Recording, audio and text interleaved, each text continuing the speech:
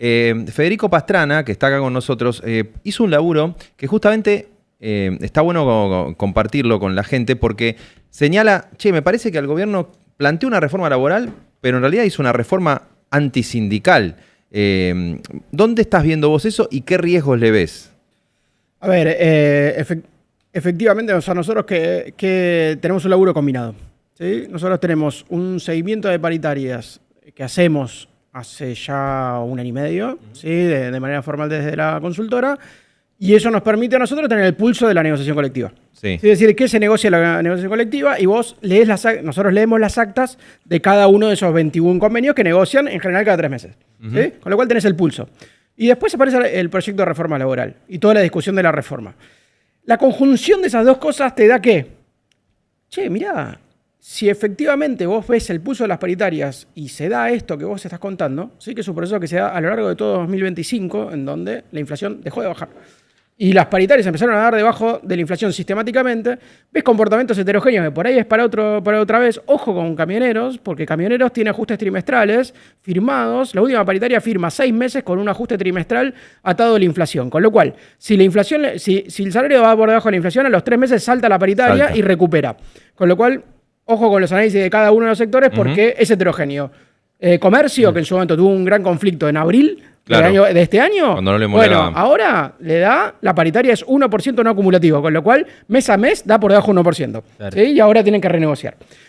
Es heterogéneo. Cuando vos haces el promedio, ese promedio te tira para abajo. Todo el tiempo te está tirando para abajo. Así como daba 1,8 o cerca de 2 a principio, hace 6 meses, ahora nos da 1,4. O sea, vos decís, sistemáticamente. La negociación colectiva que está vigente, el gobierno la llevó para que le dé ancla antiinflacionaria. Ancla salarial clarísima, ¿sí? Una pauta salarial demasiado exigente, decimos nosotros. ¿Por qué demasiado exigente? Porque, bueno, el gobierno venía anclando paritarias el año pasado, ¿sí? Pero como la inflación venía bajando muy rápido, las paritarias eran trimestrales, la inflación quedaba debajo de los salarios que negociás. Digamos. Exacto, vos negociás al 6 trimestral y la inflación te empieza a dar 4, recuperás.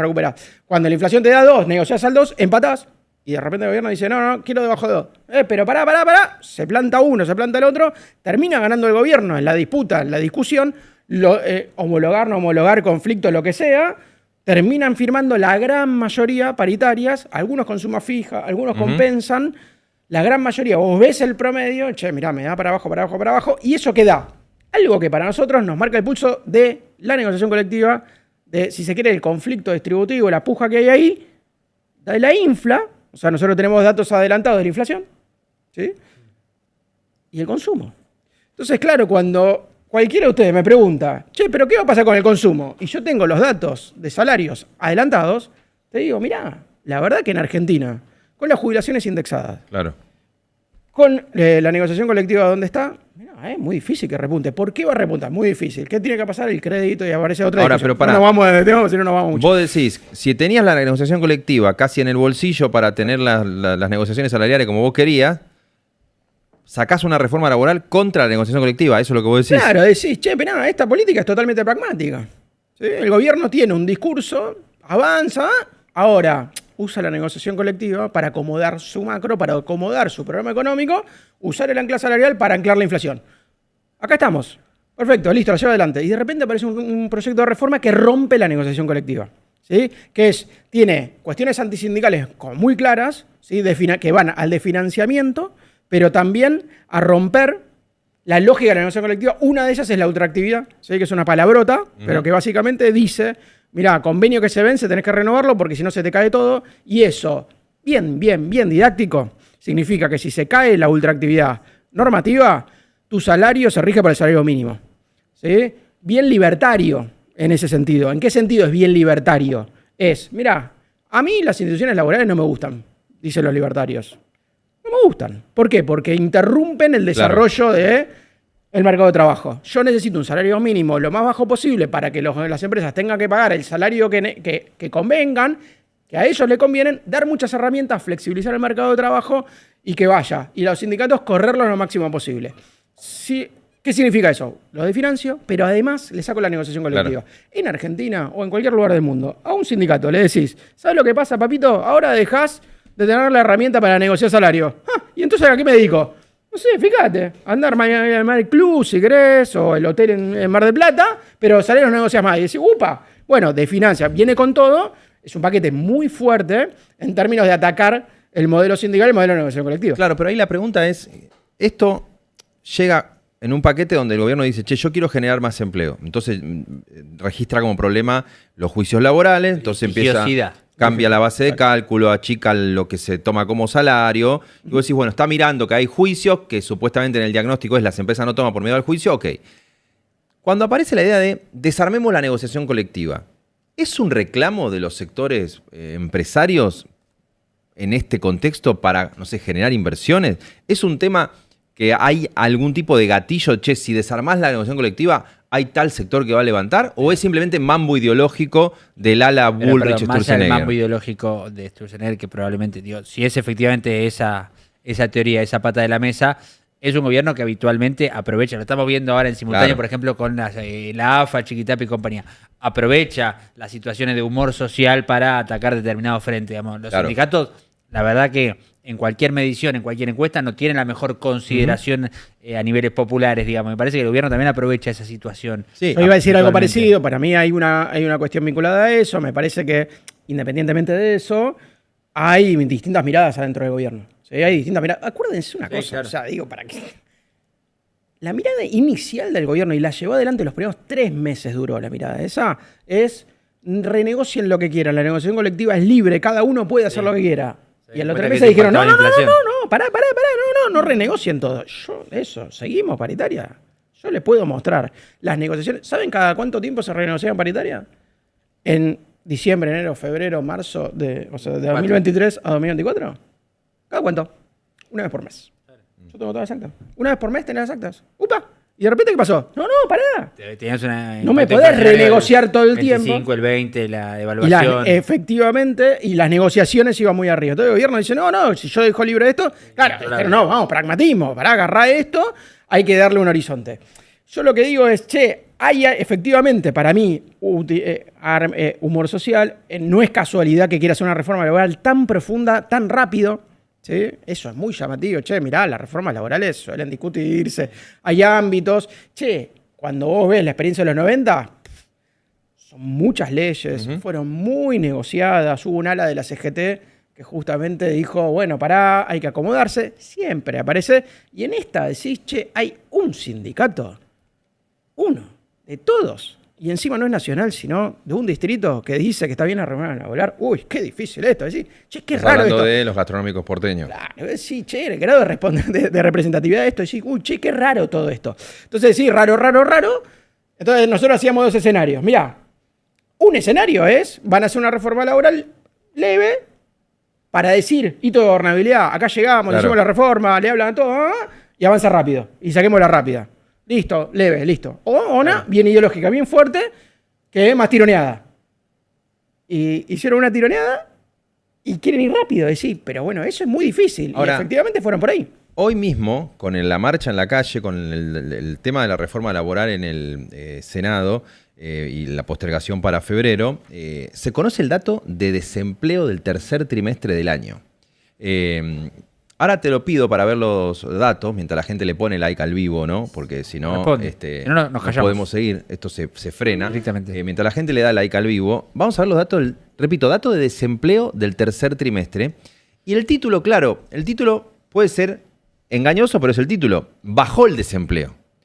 Vos decís, ¿cómo? Si estoy viendo los cierres de fábrica, estoy viendo caída de empleo registrado según distintas fuentes, pero el desempleo, que es una encuesta donde le preguntan desde el INDEC a la gente si trabajó, si buscó trabajo en X tiempo anterior, da que en el tercer trimestre del 24 era 6,9 y en el tercer trimestre del 25 es 6,6.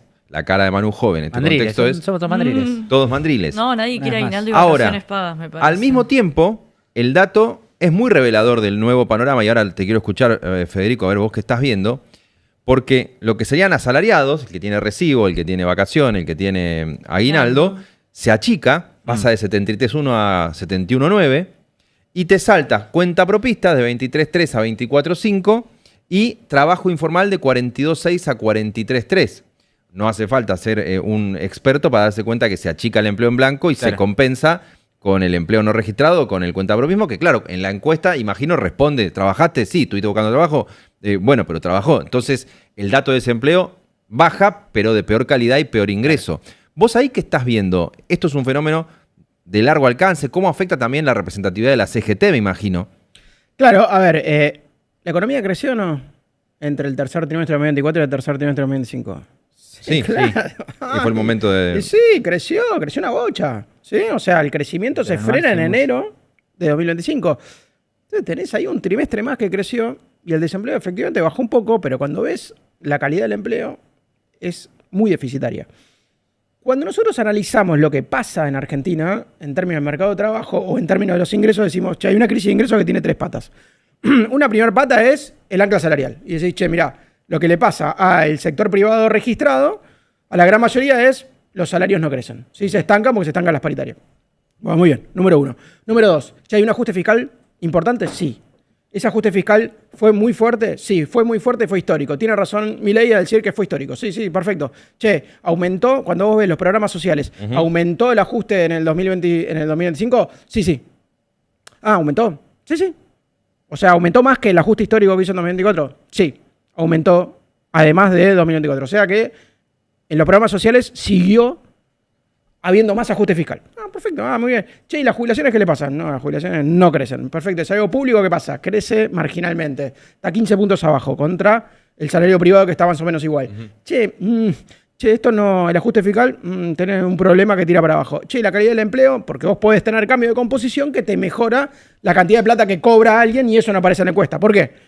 Ojo con eso. En las encuestas en general se le pregunta, usted, señor asalariado, ¿cuánto cobra ahora? ¿Cuánto cobra ahora? ¿Cuánto cobra hace un año? Perfecto. Y se le pregunta a los asalariados que hay en el momento de hoy y en el momento de hace un año. Con lo cual, si te cambia la composición, te puede estar cambiando el nivel de ingreso. Perfecto. Para sacar eso, decís, che, bueno, ¿cambió la composición? Sí, empeoró la composición. ¿Y cómo empeoró? ¿Qué implica eso? Bueno, que ahora cobran alrededor de la mitad. Esos tipos que hoy vemos que crecen y que explican esa baja del desempleo, muy chiquitita, pero baja el desempleo al fin, están vinculados a empleos que cobran aproximadamente la mitad de lo que cobraba un asalariado privado en el sector registrado. O sea, se destruye... Tenés un quilombo grande. Se destruye empleo asalariado en blanco, no se ve en el dato de desempleo, se compensa con un empleo que tiene un salario por lo menos por la mitad y además peores condiciones. Un palo y medio y 700, para decirlo mal y pronto, ¿sí? En promedio, los tipos que dejaron de tener un empleo tienen un palo y medio, cobran un palo y medio y los otros cobran 700 lucas. Y vos decías que tenías el cálculo de cuánto te hubiera dado el desempleo en el tercer trimestre. La cantidad de cuentapropistas que aumentaron, esa cantidad de promedio fueron 200.000 cuentapropistas. Si vos sacás eso, que obviamente tiene una cosa metodológica, 8-1. O sea, con lo cual el desempleo que está cubierto por el cuentapropismo es la diferencia entre 8.1 y 6.6 que la podemos hacer ahora, que es 1.5, ¿no? O sea, y te pregunto, para repetir lo que hicimos fuera de aire como si estuviera ensayado, porque yo te pregunté, ¿y eso entonces es la diferencia con el aumento del desempleo de los 90? Que ahora tengas, no sé, cuentapropismo asociado a las plataformas, que tengas ese trabajo más precario, ¿es lo que hace que no te salte el desempleo? ¿O es que en su momento eran las, no sé, cesantías de las privatizaciones? ¿Cuál es la diferencia con el aumento del desempleo de los 90? Hubo un laburo que a mí me esclareció muchísimo cuando estudié esto, ¿sí? A principios de los 2000, que fue un laburo que comparaba Argentina, México y Brasil, ¿sí? El ajuste en el mercado de trabajo en los 90. En los 90 pegó una apertura muy fuerte. Los 3 países tuvieron programas antiinflacionarios que lograron bajar la inflación a costa de anclar el tipo de cambio y complicar el sector transable y por lo tanto generar un excedente de mano de obra.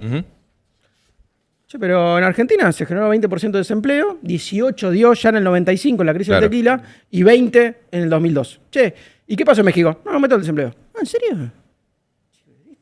¿Cómo puede ser? Sí, ¿qué pasa? El empleo informal ajusta y sirve como refugio de la gente que se queda fuera del empleo formal. Lo que está pasando ahora. O algo parecido. ¿Y qué está pasando ahora? Algo parecido. ¿Por qué? Y en parte porque el empleo refugio hoy es más fácil de acceder. Bien. ¿Sí? Es mucho más fácil de acceder. Y eso es complicado. Eso es complicado para el análisis porque, claro, si vos tenés aplicaciones, es decir, lógicamente, una persona que se queda desocupada hoy y tiene el acceso a Rappi si es joven, Uber, perdón la marca, justo te estoy diciendo la marca, pero claro. Uber si es viejo, che, mirá, Al toque entro, bueno, me quedé desempleado, me meto acá, ¿y cuánto cobro? Y por ahí levanto un palo y medio si laburo 8 horas. Entonces, ¿cómo no lo voy a hacer? Y bueno, te metes ahí, si conseguís un laburo mejor, mientras buscas empleo, te metes ahí. Entonces, agarrás un empleo de aplicaciones y por lo tanto te sirve de refugio. ¿Eso explica todo? No. No. Ojo, eso no explica todo. Hay un factor súper importante a tener en cuenta. Nosotros estamos describiendo lo que le pasa a una economía que se recuperó en su nivel de producto. Es decir, la crisis no arrancó todavía. O sea, nosotros estamos hablando de un mercado de trabajo, cómo funciona con estancamiento. No hubo crisis de la producción todavía. Claro, Lo que hay es un estancamiento y una heterogeneidad muy grande entre los sectores. Es decir, mirá, cuando estábamos estudiando en los 90, estábamos diciendo, bueno, mirá, cuando cayó la producción. Acá no cayó la producción todavía. Vos agarrás los indicadores de actividad y te da que hay estancamiento. Claro, acá tenés la pregunta de si el modelo Milei, cuando esté full funcionando, no el proceso de ajuste, caída y recuperación, sino un modelo andando de los motores que elige Milei, pues si ese modelo va a destruir empleo y si destruye va a compensar con algún sector que lo compense. Yo lo que digo es que en los 90 la economía crecía al 10%, Jairo. Claro. Y acá no. Listo. Ojo. Porque cuando queremos comparar se nos va a complicar un poco. Tal cual. El gobierno vende este proyecto de modernización laboral como que va a terminar con la industria del juicio.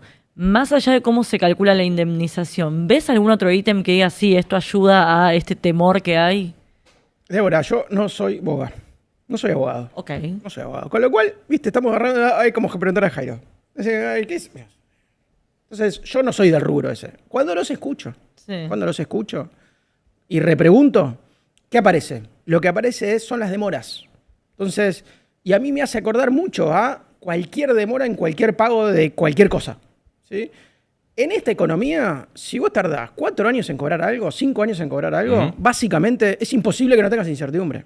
¿Sí?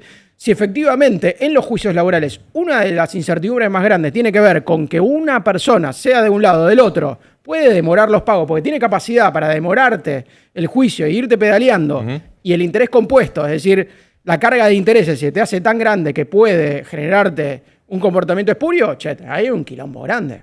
Es decir, no pueden tardar los juicios tanto tiempo. Ahí hay un quilombo grande. Después, si hay más arbitrariedades, el gobierno te dice, mirá, sí, yo quiero sacar las arbitrariedades. A mí me llama un poco la atención y siendo un poco prejuicioso mirando toda la reforma, es que todas las arbitrariedades parecieran que es porque hay demasiados derechos laborales. El único que hace fraude, cuando escuchás a Patricia Bullrich, el único que hace fraude es el abogado laboralista. Es como raro, ¿viste? Decir, no, la mejor forma de darle certidumbre es que las indemnizaciones se calculen así, y vos decís, bueno, pará. Pero bajamos. Ahí hay algo. Ahora, Federico, que hay incertidumbre. Para mí hay un punto clave, no estamos hablando mucho de la reforma. Pero te quería preguntar algo, que vos dijiste, están proponiendo algo que tiene experiencia de que no funciona. Sí. Porque vos decís, están bajando cargas sociales para generar empleo y la experiencia muestra que eso no funciona. Déjame... bueno, dale, vamos a eso. El punto más importante para mí de la reforma... Hay dos ejes de la reforma para mí que son fundamentales y que estructuran toda la reforma. Lo primero es negociación colectiva, modelo sindical, descentralización, ultraactividad, etcétera, renegociación de convenios, un Estado corrido, ¿no? Diciendo, bueno, negociación individual, me gustaría la negociación individual, dice, no, bueno, ustedes fíjense que negocien. Y ahí te entra de todo, ¿no? Te entran fraccionamiento de vacaciones, te entra el banco de horas. Acuérdense, hay un montón de convenios que tienen banco de horas y fraccionamiento de vacaciones. No es ilegal. La negociación colectiva pone eso sobre la mesa. Claro. Lo dijo Jerónimo. Sí. Ojo que hay un montón de convenios. Entonces, ¿cómo se lleva esto de que en Argentina tiene que haber banco de horas? No hay. No, sí hay. Si se ponen de acuerdo, hay. El convenio ¿Querés hacer más banco de horas? ¿Querés hacer más banco de horas? Dale, buenísimo. ¿Por qué no lo impulsás? Impulsalo, haz una mesa, impulsalo desde el gobierno, que haya tripartismo. Es decir, el gobierno dice, mira, yo quiero que haya más banco de horas, incorporen el banco de horas en todos los convenios. Fíjense cómo, pero quiero que esté. Bueno, listo, eso es una cosa. Otra cosa muy diferente es negociar el banco de horas con tu empleador solo. Es decir, bueno, si estás en una multinacional es obvio que es imposible negociar cualquier cosa porque estás hablando de un gerente de recursos humanos que tiene el papelito. Y en una pyme, le complica la vida a la pyme, ¿eh? Ojo, porque no es que la pyme... Un empleador de 10 personas dice, ahora vamos a hacer tal cosa. ¡Ey! Y el sindicato, no, yo ya hablé con él. Y el sindicato no está, no hay sindicato. ¿Sí? Pará, y dame el ejemplo de por qué no funciona la baja de cargas sociales. Entonces, hay algo ahí de la reforma que es, esto no es para las pymes.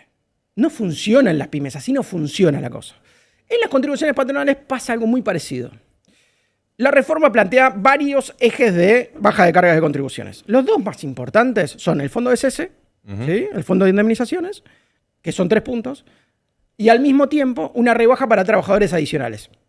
Ahora, cuando vos miras las dos cosas, en las dos cosas no es favorable a las pymes. En el sentido de que en la rebaja de contribuciones a los trabajadores adicionales, o sea, vos contratás un trabajador nuevo, se bajan más las contribuciones a las grandes que a las Claro. pymes. Se baja más a las grandes de las pymes. Decís, no puede ser. Sí, es. Lo releé. Decís, no puede ser, es. Cosa que todavía no sucedió en Argentina. O sea, nadie propuso bajar más las contribuciones patronales de las grandes que las pymes. ¿Por qué? Bueno, básicamente porque la informalidad está en las pymes. ¿Sí? Entonces, si vos tenés que hacer un régimen y la incertidumbre y el costo marginal de formalizar, estudiado, recontra documentado en la literatura, es de las pymes, no de las grandes. Es cierto que las grandes tienen una parte de la informalidad, pero centralmente están en las pymes, sobre todo en las micro. ¿Qué dice la experiencia? No hagas políticas horizontales, no le bajes a todos, menos lo mismo y mucho menos más a las grandes que a las chicas. Ahorrate la guita esa, focalizá en las pymes, sobre todo en las micro, sale poca guita, porque son muy... Fíjense esto, como las microempresas son las empresas que tienen más alta tasa de informalidad, si vos bajás a todas las contribuciones patronales, ni siquiera a los trabajadores adicionales, no paguen más, el costo fiscal es muy bajo porque tienen muy pocos formalizados. Claro. Y la posibilidad de formalizar es muy alta, con lo cual vos tenés que hacer una política ahí abajo, no tenés que hacer una política a las grandes. El fondo es ese, que vos lo ves como algo que es horizontal, de vuelta, que es igual para todos. Fíjate lo que pasa. Cuando vos haces un fondo de 3% para que vos puedas pagar indemnizaciones, con esa guita, una empresa que tiene 1000 empleados, el fondo lo llena rápido y puede empezar a echar. ¿Por qué? Bueno, porque es el 3% de 1000. Claro. ¿Sí? Ahora, una empresa que tiene 10 empleados, para llenar el fondo y para echar a un trabajador tarda un montón. Con lo cual ahí hay algo del diseño del fondo SS que es muy complicado. Increíble. Al margen de lo complicado que es, no era para que las MIPYMES, las que tenían los problemas para echar, ¿por qué haces un fondo SS que facilita los despidos en las grandes? Sale un montón de plata, ¿por qué no te lo ahorrás? Preguntas que no están, pero para nada claras. Está todo como muy confuso, Federico. Y por eso es rápido. Sí, hay que sentarse a analizar todo esto. Hay que ser claro. Hay que entender para qué son las reformas, qué se busca, cuáles son los objetivos. Analizar el costo fiscal, ser claros en el costo fiscal. No está claro. Fíjense, estuvieron hablando del presupuesto, no aparece el costo fiscal y no aparecen los mecanismos para la mejora del mercado de trabajo, que es lo fundamental que tiene que hacer la reforma. Federico Pastrana, muchísimas gracias por venir. La verdad que da gusto cuando alguien conoce tan a más fondo y te querés agarrar los pelos de por qué hay tan pocos que hayan pensado así cada uno de los ítems. Muchas gracias, de verdad, gracias por el laburo. Bueno, por favor, gracias por invitarme. Vamos ahora a compartir, claro, el spot que se transformó en un clásico, debe estar premiado a nivel internacional en el mundo de la publicidad. Las actuaciones que tiene el spot, para básicamente que la gente ponga guita. Vamos a esa venta y en un ratito resumen del año y hablamos con los puños del periodismo. Los puños que en su representación llevan el estatuto del periodista, llevan la historia de periodistas crisis, que han dado la vida. Todo eso ahora después de este spot. Chicos, vamos a empezar.